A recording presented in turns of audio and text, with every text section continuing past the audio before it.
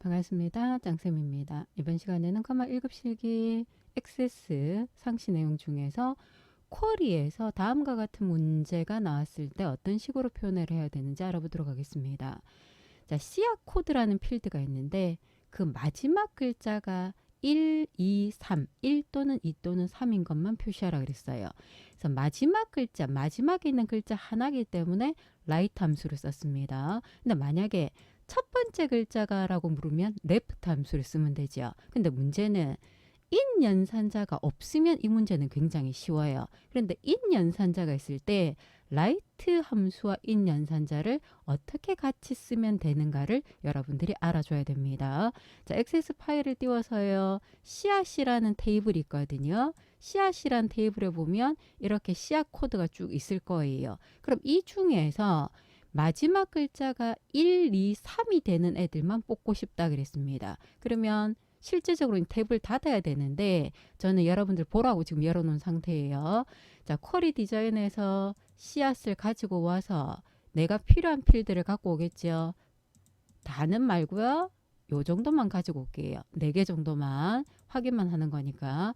자, 이렇게 데이터가 총 22개가 있는 상태인데 내가 어디에 조건을 줄 거냐면 씨앗 코드에 조건을 주겠죠. 그럼 조건을 크게 한번 적어 보겠습니다. 자, 만약에 인 연산자가 없다 그러면 어떻게 여러분들이 표현을 해야 되냐면 라이트 함수겠죠. 라이트 누구부터 갖고 옵니까? 씨앗 코드로부터 한 글자를 뽑을 건데 이게 1과 같으냐, 그죠? 그리고 오와 연산자가 들어가요. 오와 연산자 반복되는 거겠죠?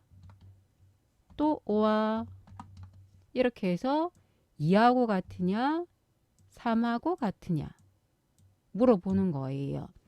실질적으로 액세스 같은 경우에는 여기 1에 앞뒤로 따옴표 안 붙여도 에러는 안 납니다. 엑셀은 에러가 나지만 라이트 함수가 문자 분할이기 때문에 따옴표를 붙여줬어. 이렇게 보통 작업을 해요.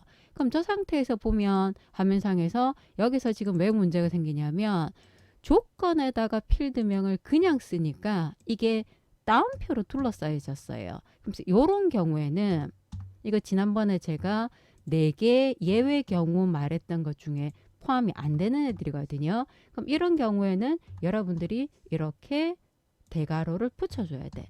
필드 인식을 못했다는 뜻입니다. 조건에 쓰는 경우도 저런 경우들이 있어요. 자, 그리고 난 다음에 해보면 이렇게 결과가 나왔죠. 그러면 이 상태에서 자, 나는 인 연산자를 쓰자 그랬거든요. 그럼 이렇게 쓸 수가 없어. 그럼 여러분들이 얘를 없애고요.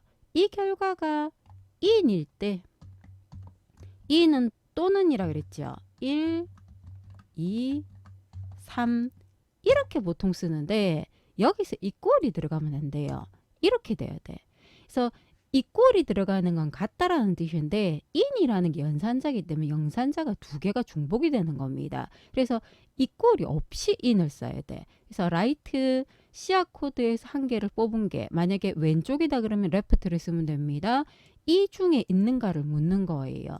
그리고 난 다음에 결과를 확인하면 아까하고 똑같은 결과가 나타나고 있는 걸 확인해 줄 수가 있습니다. 자, 그래서 크게 띄워서 다시 한번 보도록 할게요. in이란 연산자를 쓸 때는 여기에 이꼴 같은 게 있으면 안 돼요. 그래서 이런 형태로 표현을 해줄 수가 있다라는 걸 여러분들이 봐줄 수가 있겠습니다. 그래서 left, right, mid를 이용해서 작업할 수도 있을 거고요. 조건에 필드명을 썼을 때 대괄호가 안 생기고 따옴표가 생기면 여러분들이 알아서 대괄호로 고쳐줘야 된다는 거.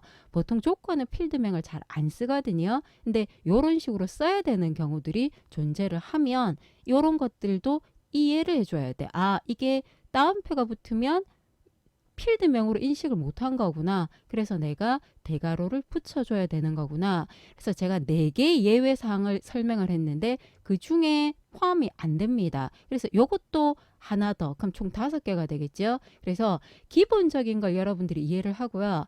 아니면 나머지들은 전부 다 그냥 붙인다고 생각을 하든지, 그것도 아니면 이런 예외 사항들까지 포함을 해서 필드명에 대괄호를 붙여야 되는 경우가 어떤 경우인지를 기억을 해주는 것도 괜찮겠습니다. 자, 여기까지 보도록 할게요. 수고하셨습니다.